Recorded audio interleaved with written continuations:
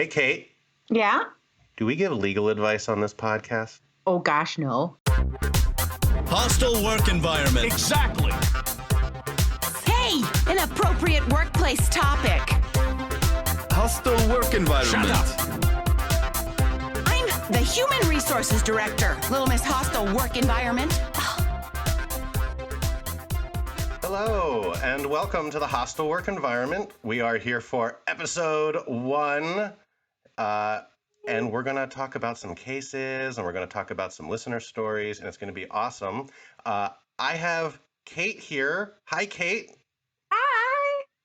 It's so cool to just start in, and everybody knows that it's you now.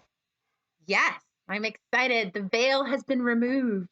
The veil has been removed. That was a hard secret to keep. I think a few people figured it out beforehand. Yeah. So as we record this, actually, we just went live with episode 0. And so you have just been revealed in our time about an hour or two ago. How's it going? How has your reaction been?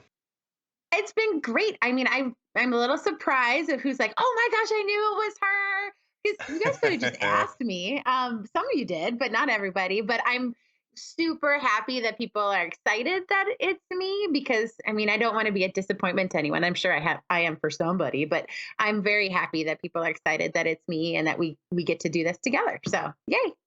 I can't imagine that being a disappointment for anybody who has any interaction with us on social media. Maybe. So. I can't imagine anyway. This has been super exciting. I am really glad that we're finally able to talk some law. Yeah, law. And I've got a great case for you, Mark. You have a great case for me. I do. I can't wait. I have. It's awesome. So Teresa, she's a sales lady in the construction industry. She is selling rentals for construction equipment like bobcats and forklifts and I think even dump trucks and stuff like that. So she's a woman in the construction industry. So already she's got to have skin of titanium, right? Because she's in the construction industry. I grew up in the construction industry and I get that there is this stereotype and in some cases it's true. But she's a sales lady. She's so good at her job that she doubles the revenue, doubles the revenue for the company in the first year. Okay. So that's amazing. Yeah, she's great. I mean, unless they were like $10 and now it's 20. Well, still, I mean, she single-handedly doubles the revenue. That's awesome. Yeah, awesome. That's awesome. But her boss, the CEO, Charles, aka Chuck, if you will, he's a real charmer. And he starts making some really disgusting comments to her, saying that she has a racehorse ass. She's told that she shouldn't wear a bikini because your ass is so big that if there was an eclipse, no one would see any sun. She's making too much damn money for a woman. You get the traditional gender comments like she's a dumbass woman, and that, she shouldn't be doing this. Her husband should be making her money for her. When it's time to negotiate a raise for her, he says we should go to the Holiday Inn to negotiate your raise. Those kinds of comments. How enlightened. That are just the typical sort of manager that we get on this podcast. Yes. I mean, I'm thankful for them only because it allows us to have a podcast. Right. And, in response to these comments, Teresa gets really nervous. She starts shaking. She gets chronic insomnia. And in order to sleep at night, she starts drinking heavily. And this causes, alienation from her family. Things aren't going very well. But her whole livelihood is built into this business because her husband starts a business and gets a loan from Chuck, her boss. And so everything starts to be interconnected. So she feels like she has to tolerate the behavior because if she was to quit, then she will lose all of this money. Like her financial would collapse, right? Sure. So at one point in time, she decides, I have to go in and say something. She goes in, she threatens to quit. And Chuck says, oh, I was just trying to treat you like one of the boys. I won't make those comments anymore. And because that's what you say to the boys, right? Yeah, exactly. Okay. So he makes this promise, and she's thinking to herself, I really don't want to risk this. So she's like, I'll just take it. He made the promise. We'll go for it. But about 2 weeks later, he says the following. She lands a big client, and his response was, "What did you do, Teresa? Promise the guy some bugger on a Saturday night?" No. Yeah. I mean, So first of all, just suggesting, cliche and like, how it's just yeah. sounds very 80s. Yes, 80s, well, 80s movie. Yeah. Oh, we'll see. All yeah. right. Hold that thought. Okay. Okay. So she finally is done. She's like, I can't take it anymore. I've been humiliated, because she's really proud of her job, right? She's done really well for this particular company, and she's proud of herself, but she Sure. can't take the behavior anymore. As So she she should be. quits. She Right. quits. Okay, Well, so she steps out. yeah. And when she quits, the CEO then calls in the loan from her husband. Her husband's business starts to collapse, and things get really bad for her overall. So she finds a lawyer that she goes to and says, I think I have this sexual harassment case. And his response was, we can try it, but I'm not sure that you're going to win. Even with all of this Even conduct, with he's all not of those sure. facts, that's crazy. Yeah, he's not sure. And the Okay. reason he's not sure is this is in the Sixth Circuit. And there had been a case where a woman brought a claim that her supervisor said things like whores, said the C word repeatedly, called them pussies, referenced tits, all that kind of lovely stuff, says all that bitch needs is a good lay, like naked women pics all over. And that case doesn't succeed. What? Wait, what? Even with even those facts, I, that case doesn't succeed. are you sure we're in the United States of America here? Yep, I am. But we're You in said the Sixth Circuit. 1980s. Oh, we're in the Yeah. 1980s. Yeah. This was before some things happened then. Yes. This, at the time, the Sixth Circuit and many other circuits at the time had held that because there's no psychological damage to this particular plaintiff, it can't be a actionable sexual harassment claim. And Right. so, Okay, so this is the standard that we're familiar with that predates certain cases that came out yeah, in the early 90s, if I recall. yes, in the early 90s. And, Teresa was, with big insomnia, shaking and nervousness. And she goes to the doctor, and the doctor says there's nothing wrong with her and gives her some tranquilizers and some sleeping pills.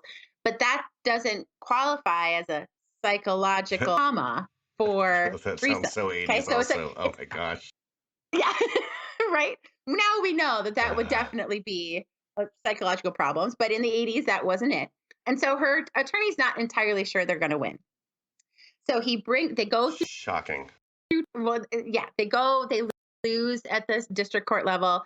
They appeal to the circuit. They lose again. And her attorney asks her, do you want to go to the Supreme Court? Not sure we're going to do great here, but, we could try to go to the Supreme Court. So while she's considering going to the Supreme Court, she decides to meet with Chuck at a restaurant with a former coworker. Okay. Now, Okay. you and I would never recommend that the two parties. This is not advice we would give. Oh, definitely not. But she decides to go with his former coworker, and she goes, Okay. and he says to her, what would it take for this case to go away? And she thinks about it for a second, and she says, $25,000, which is a steal. Right. No, that's Even in the 80s, that's a steal for a case with these facts. Exactly. Notwithstanding, though, that the standard's different. The standard's different. We get that. But, like, to settle a case these days, there are very few cases that are going to settle for less than that.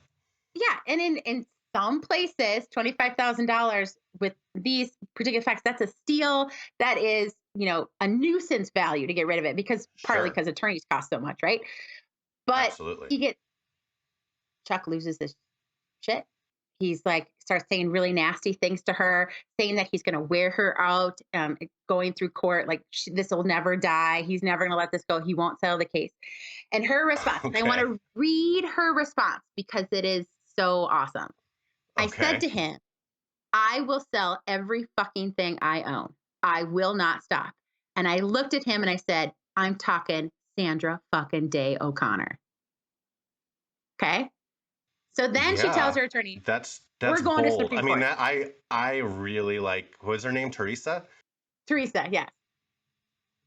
Right? Okay. Like Teresa has found her passion. Now, in this meantime, she can't pay her Can utility. I ask you a question? Does Teresa have a last name? Yes. Do you want to know what it is? Yeah, what's her last name? Harris. I'm talking about Harris versus Forklift Systems. Okay. All right. Okay. I was like, this sounds really familiar, and this is right around that time. I just never knew, I don't think I ever knew her first name. Okay. So we're doing a classic. I love this. We're doing a classic. Okay, so she decides to go to Supreme Court, and guess who one of the newest Supreme Court justices is? Well, let's think that would be Clarence Thomas right about then. Yes. And what? Okay. Was You know, the I was story just of listening to a Clarence Thomas? podcast. Yeah, I was just listening to a podcast yesterday. One of my favorite podcasts is called The Dollop. Certainly not for listening with your kids around. And they tell stories of American history. And just last week, they did an hour-and-a-half episode on Clarence Thomas and all of the workplace things he did. So, wow, what timing on this! And oh my God, what a sleazy man. Yeah, oh, for sure.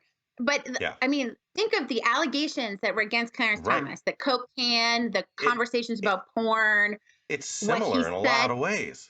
It's very similar to a lot of what Chuck is saying to Teresa. Like there are a lot of similarities. So now she's going out in front of the U.S. Supreme Court with this justice sitting on the bench who's just been promoted, for lack of a better word, to being Supreme Court justice with all of these allegations.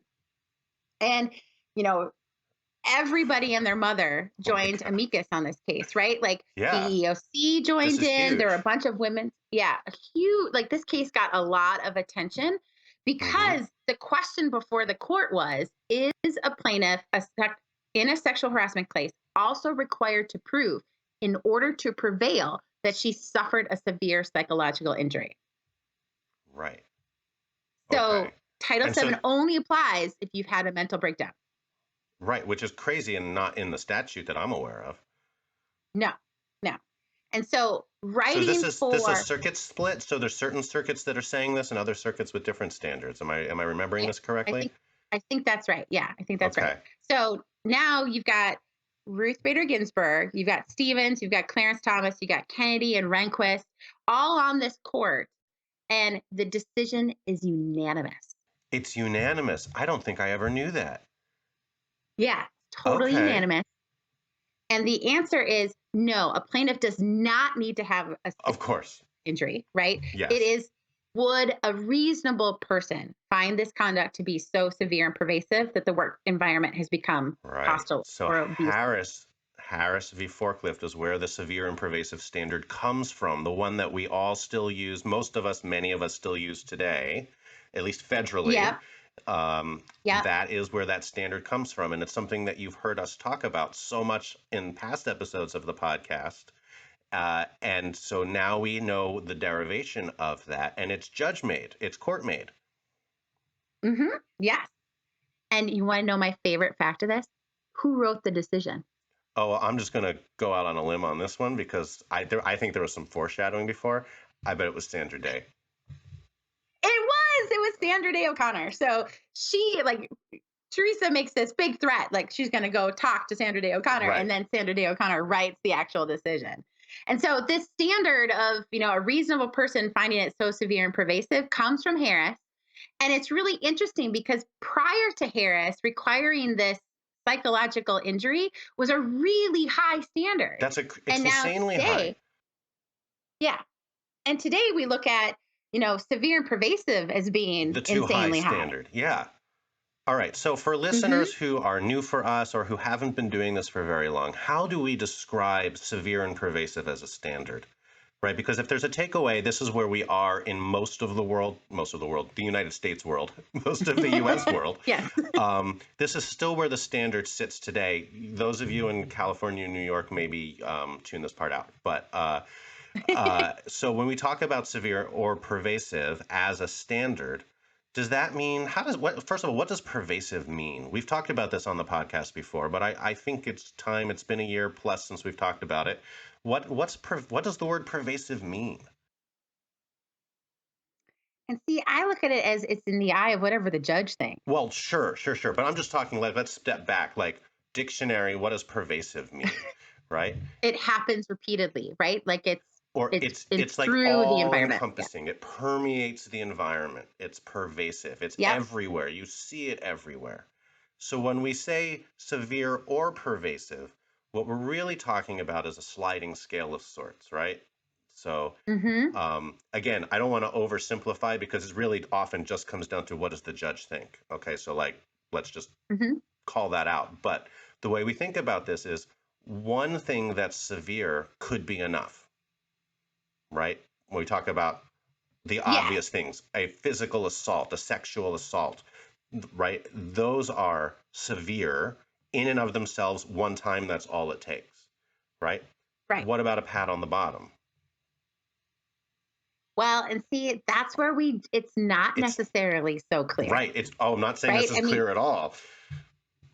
yeah. Yeah. I mean, if it was clear, you and I wouldn't have a job Right. because we would Right. already know this. We'd be able Right. to say, here's the black line, don't let this happen, right? Like but it is so subjective. It's Mm-hmm. so dependent on what the judge thinks. Right. I mean, even recently in the Eighth Circuit, we just had a decision where the supervisor was massaging shoulders and saying he could get her at any time he Sure. wanted.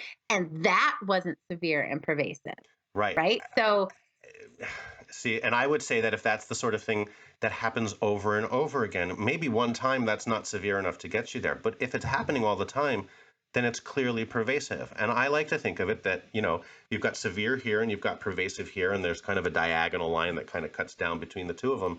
And the more pervasive something is, the less severe it needs to be to get there, right? That's the way kind of right. my lawyer brain tries to parse this.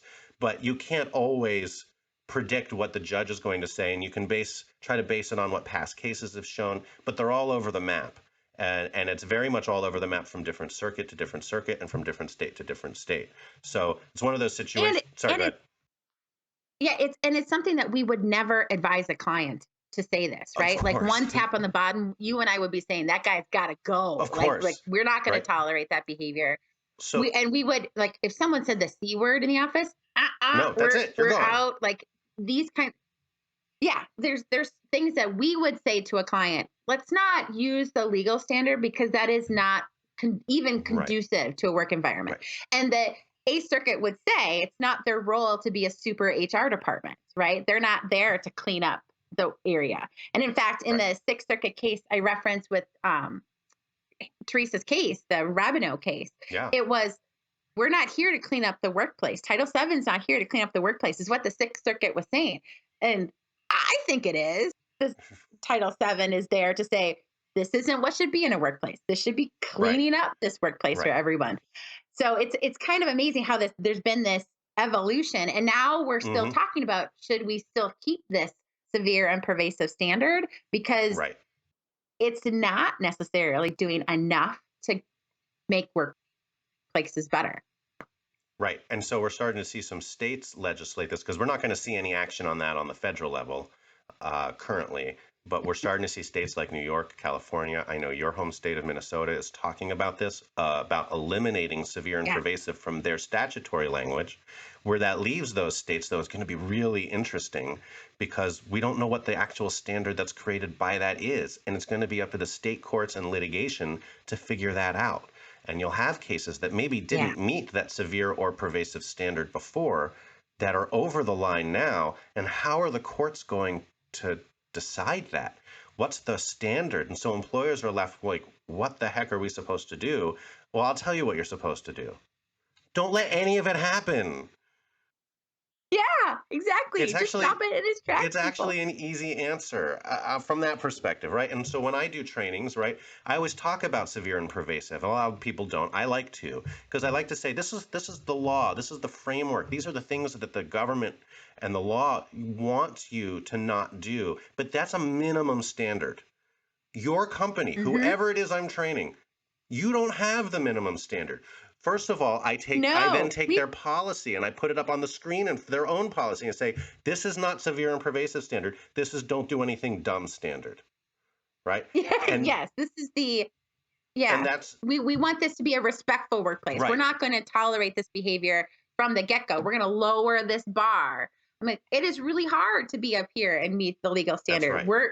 We know even the littlest of things hamper our ability to do our job well and treat each other well. So we're not going to tolerate that behavior. That's exactly what I say in trainings. Yeah. We're entirely on That's the same page so on that shocking. part. Yes.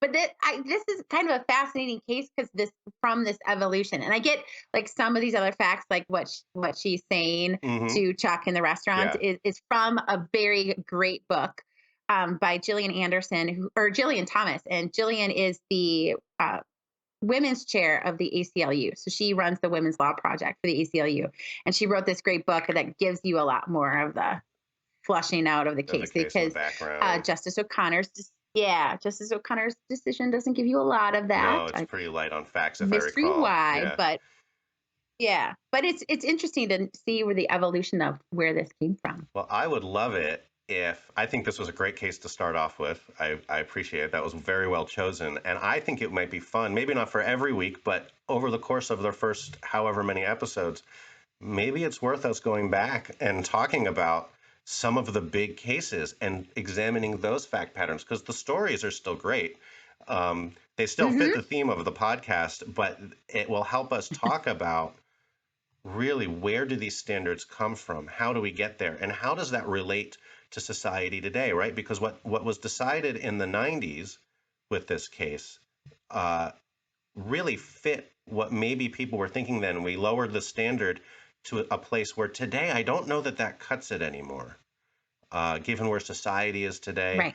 I'm sure we might get some listeners saying, no, absolutely, that's actually the right standard still. And, I don't think that you and I agree with that, but I think that that's still a debate that we're having as a society. But I think the needle has moved. And I think even the courts are moving and taking most areas a little more liberal view of what is severe or pervasive, and more things would qualify today than maybe 20 years ago. So, and then, Yeah, this yeah, recent sorry. Eighth Circuit decision, I mean, really gives a lot of oomph to this idea that we have to change that standard. Because if I can rub your shoulders and say I can get you whenever I want, well, that should definitely not be tolerated in the workplace. And I think that at least gets Never. close to that Title VII line, or Right. certainly I would say it crosses the line for the Minnesota Human Rights Act. But in Sure. states that don't have their own individual human rights or civil rights acts, what is that going to mean for those employees? So this is going to That's be right. an interesting transition while we go through this period. I agree. Well, that was a great case to start with. We're going to take a very quick break, and we'll be back. We have our first new listener story to read, and it's worthy of our first episode. It's truly worthy. So we'll be right back.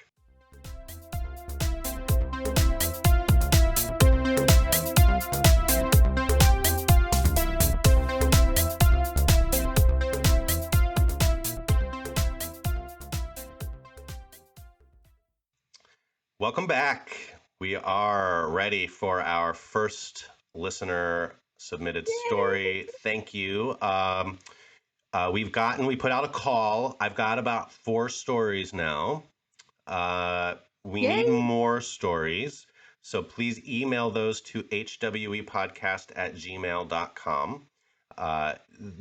This is really, in a lot of ways, a listener-driven podcast. So please, we're trying to do some more with it. So your stories are great. We need those.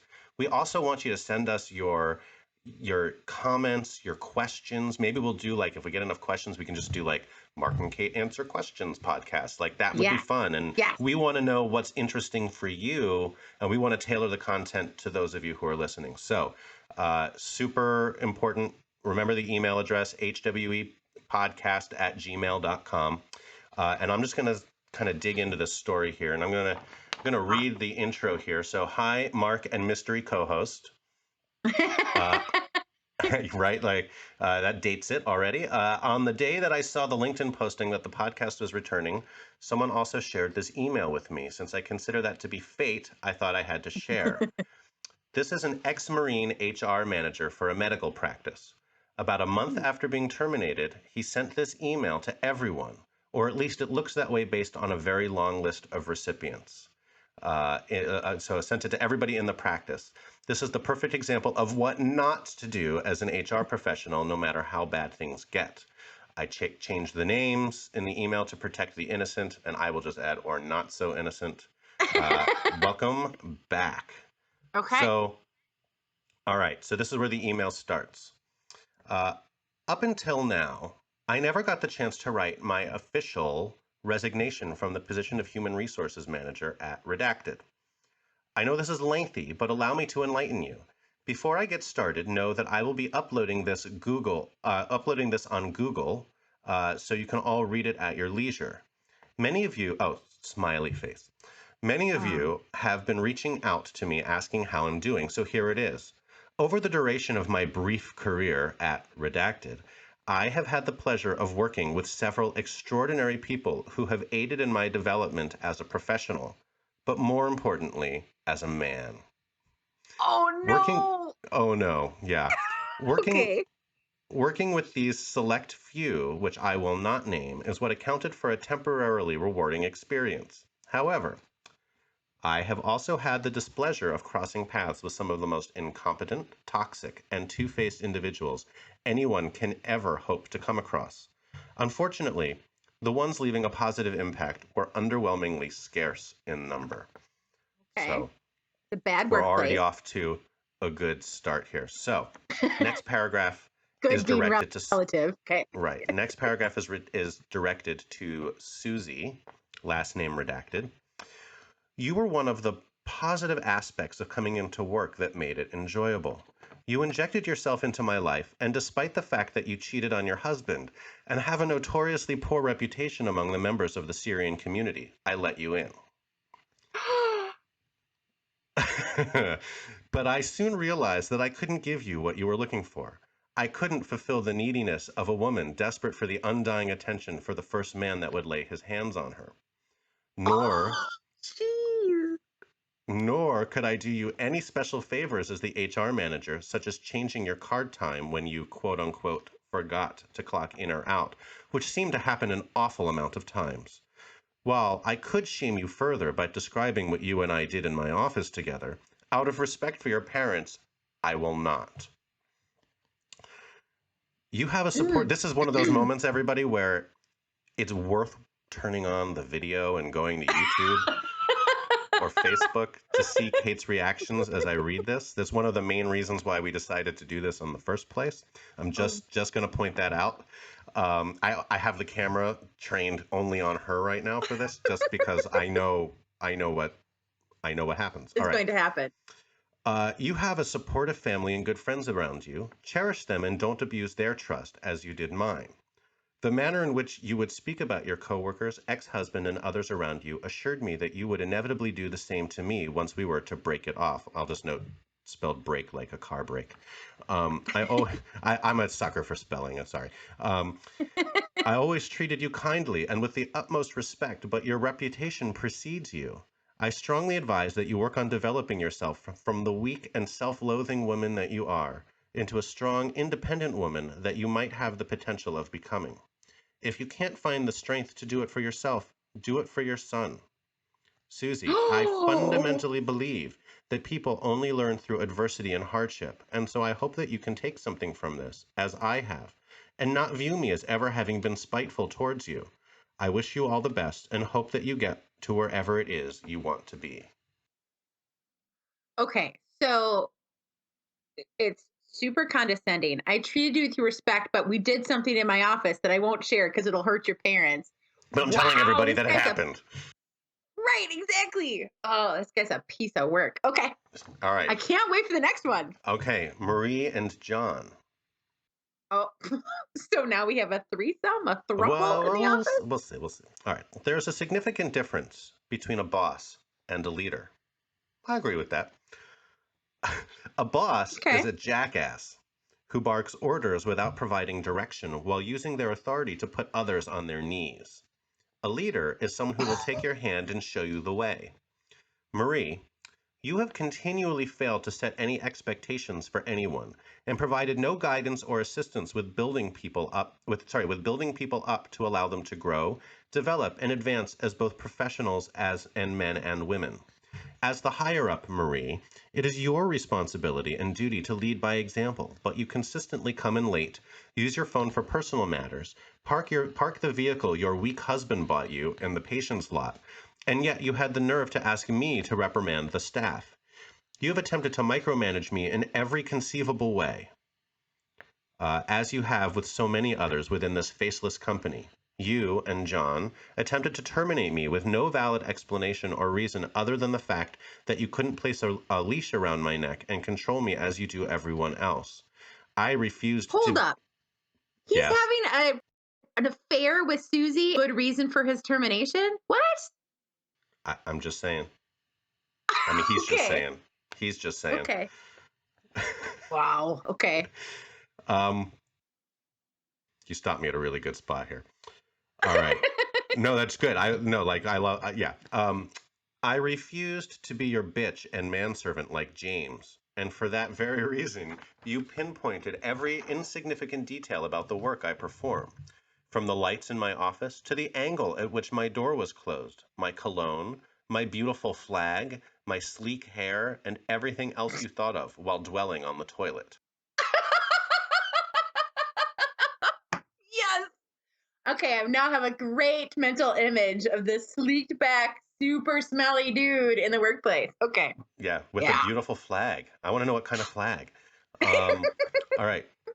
You never asked yourself why Rachel and Sharon left the company? It was because of you and your inability to trust those you consider beneath you. Whoever you bring in after me will sadly experience the same shit I had to endure from you.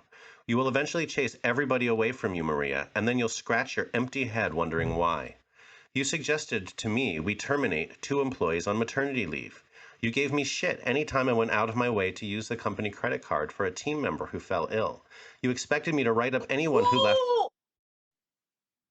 Oh. Right, no, Okay, sorry. Yeah, go ahead. Please. He Your used thoughts the on that? company credit card for someone who is ill? Yeah, I mean... What does that mean? Oh, I'd go and use the company credit card to pay for somebody's medical bills, wouldn't you? Wow. I mean, Okay, I don't know. that is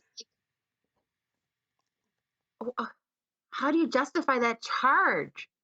Oh, I needed to get her some Robitussin or a pregnancy test. Like, what is he buying? Oh my God. Okay. I don't know. It's awesome. This dude does not be in HR. Let me tell you that much. Okay. Right? All right. You expected me to write up anyone who left prior to 5 and those I saw on their phone. Your only concern is on wiping the doctor's ass. All right, just remember it's a medical clinic. And making sure their needs are met, but everyone else is but a pest to you.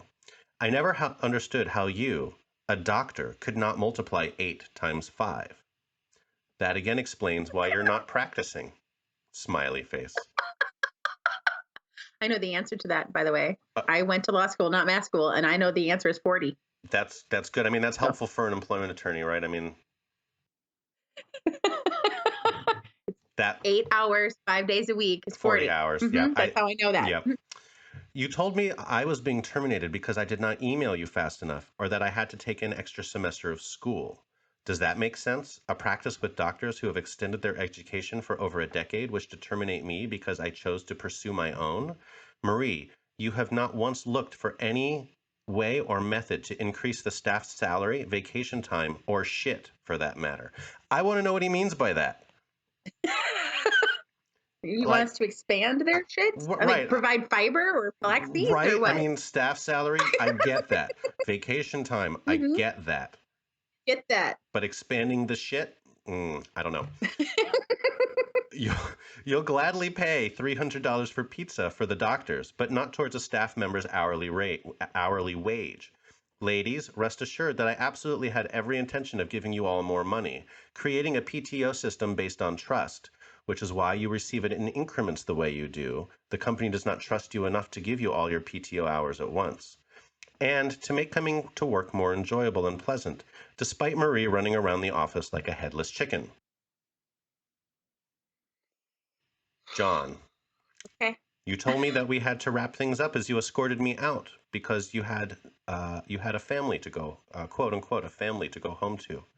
I was in battle at the age of 18, fighting in a savage land for months, away from my family, fighting for your way of life, you dog. John. A savage land? Mm-hmm. Oh my God. Right? Okay. It's very woke. John, when you, Karen, myself, were speaking to a doctor about her language and attitude towards an MA, or medical assistant, do you recall what you said? Quote, this is not their practice and are not as educated as we are. They come and go like the wind. They're all replaceable, end quote. Shame on you, Our you people are our donkey. greatest asset. Our people are our greatest asset, Our greatest right? asset. Shame on you, you donkey. Well, come on. If we're expanding their shit, you can at least call them an ass. Right? Oh, okay. The one facet I've noticed about a handful of you doctors is that your only care in the world is money. You sit there on your lazy ass, pass a fake "hi, how are you" to a patient, then resume your online shopping because you have nothing better to do with your time. Medical assistants and nurses. To all you medical assistants and nurses, you all were the reason why I stayed as long as I have. I enjoyed getting to know you all, and even though several of you had far too much time on your hands to be fabricating gossip and rumors like 12-year-old girls, I hope your lives become more interesting and purposeful to where you don't feel the need to do that no longer. Double negative there. In the end, there are only two things that matter in this world, your health and your happiness. I implore each and every one of you to find that happiness by any means. If you are unhappy or dissatisfied with your job, if you don't feel appreciated, if you hate coming to work each and every day like a mindless corpse, then I encourage you all to change that. By any means and mindless corpse? Oh gosh, I hope this is not my doctor's office. The practice is paying you all the bare fucking minimum. And I love this. It's bear, B-E-A-R, like a grizzly bear. So the bear fucking, I'm all like, that, when I read this, I was like, oh, like, I think of two bears doing it. All right. Priscilla, you are an amazing worker and a wonderful person. And after 20 fucking years of service, the company gives you a raise of $1 goddamn dollar, 4 exclamation points. Believe me, there are potheads working at Chick-fil-A, sadly earning more than some of you. Y'all are better than that, so don't you dare settle for mediocrity. Take some risks and get out there and find yourselves. To those of you who've treated me kindly and supported me, I sincerely thank you and am proud to have crossed paths with you. You know who you are. I love that line. You know who you are. And know that you may always reach out to me should you ever need anything. This includes, but is not limited to, help seeking employment elsewhere. Smiley face. Okay. If I could, I would hire I would hire you all to work alongside me in my company. Now we're talking about... Don't go work there, people. Don't go work there, people. No, don't. Now we're talking about someone named Michael. Michael, I lost all respect for you the moment you decided to cower and hide your face and follow an airhead like Marie to do something you should have taken responsibility for. Margaret, Karen, and James, y'all are decent people, but you're cowards to your very core. But they're decent, but cowards. None of you ever supported me and are only good at taking it up the ass from Lisa to save your job. Have we heard about Lisa before? I thought Marie was the bad actor, but now we got Lisa. Yeah. Okay. Karen, when you said that James... And they might actually have anal probes at this office, so taking up the ass could be literal. For Lisa. Oh my gosh. Sorry. No, you're settling in well at the hostile work environment, Kate. Karen, when you said that James and I shouldn't be earning as much as someone older than we, guess what? I don't have to wait till I'm 60 to retire. I could do it now if I so pleased. If there's one thing this company has taught me, it's just how much I value and cherish my freedom. I will be the master of my own fate and pave the road I walk on. Don't ever think your job is permanent, ladies. They will replace you with the drop of a hat.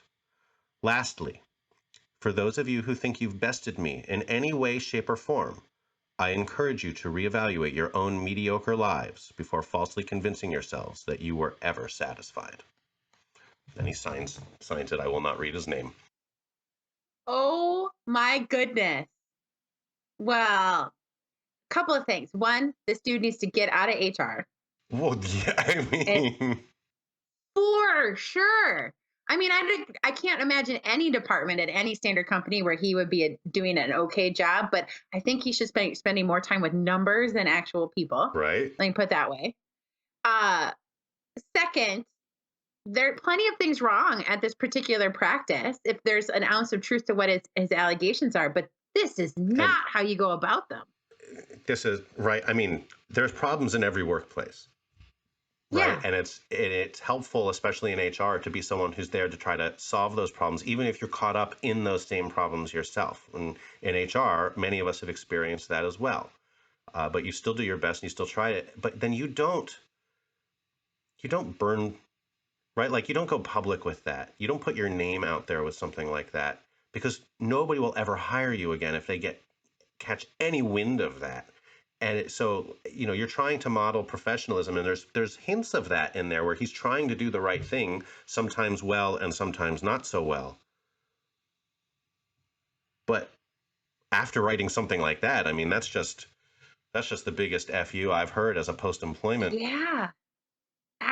And imagine if he posted this on like Facebook or something, right? If he put it on Google Docs, Right. then he put it on there, and then his Facebook was public or something, and a recruiter saw it. Everyone is going to. He is a pariah now. Well, and I've seen it with the real name of this individual, so it's out there with the real name on it still. And if it got to us, it's getting around. So it's just crazy, and I love it.